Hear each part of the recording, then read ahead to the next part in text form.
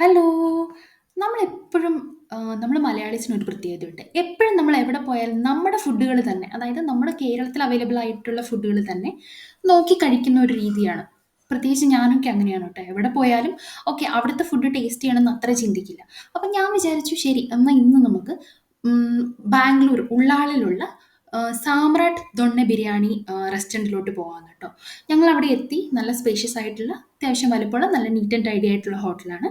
അപ്പോൾ ദൊണ്ണ ബിരിയാണി എന്ന് പറഞ്ഞിട്ടുണ്ടെങ്കിൽ നമ്മുടെ പനയോലയില്ലേ, പനയോല ഡ്രൈ ചെയ്ത് നന്നായിട്ട് ഡ്രൈ ചെയ്ത് അതൊരു കപ്പ് രൂപത്തിലാക്കി അതിൻ്റെ അകത്ത് സെർവ് ചെയ്യുന്നതാണ് കേട്ടോ ദൊണ്ണ ബിരിയാണി എന്ന് പറയുന്നത്. പക്ഷേ ഞങ്ങൾക്ക് ദൊണ്ണ ബിരിയാണി അവർ ബൗളിലാണ് സെർവ് ചെയ്തിരിക്കുന്നത്. പക്ഷെ authentic donne biryani has to be served in this dried palm leaf. അതിനാണ് നമ്മൾ ദൊണ്ണ എന്ന് പറയുന്നത്. ഈ ഡ്രൈഡ് പാം ലീഫിനാണ് ദൊണ്ണ എന്ന് പറയുന്നത്. അതുകൊണ്ടാണ് ഇത് ദൊണ്ണ ബിരിയാണി എന്നറിയപ്പെടുന്നത് കേട്ടോ. അപ്പം ഞങ്ങൾ ദൊണ്ണ ബിരിയാണി ഞങ്ങൾക്ക് എത്തി. ഞങ്ങൾ രണ്ട് ദൊണ്ണ ബിരിയാണി ആയിരുന്നു പറഞ്ഞിരുന്നത്. ദൊണ്ണ ബിരിയാണി എത്തി.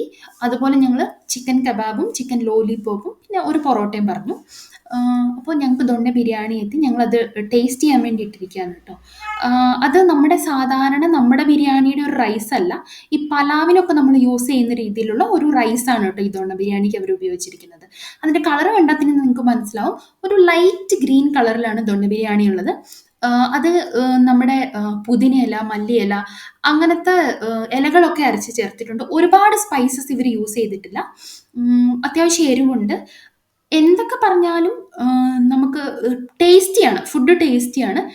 നല്ല എരിവും ഒക്കെ ആയിട്ട് നല്ല ടേസ്റ്റി ആയിട്ടുള്ള ബിരിയാണി തന്നെയാണ്.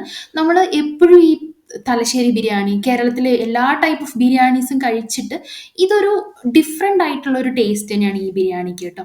പിന്നെ എന്തൊക്കെ പറഞ്ഞാലും നമ്മുടെ ബിരിയാണി നമ്മൾ പണ്ട് തൊട്ട് കഴിച്ചത് കൊണ്ടായിരിക്കാം നമ്മുടെ ബിരിയാണി ആണോ നല്ലതെന്ന് ചോദിച്ചു കഴിഞ്ഞാൽ ഞാൻ നമ്മുടെ കേരളത്തിലെ ബിരിയാണി പ്രിഫർ ചെയ്യുള്ളൂ.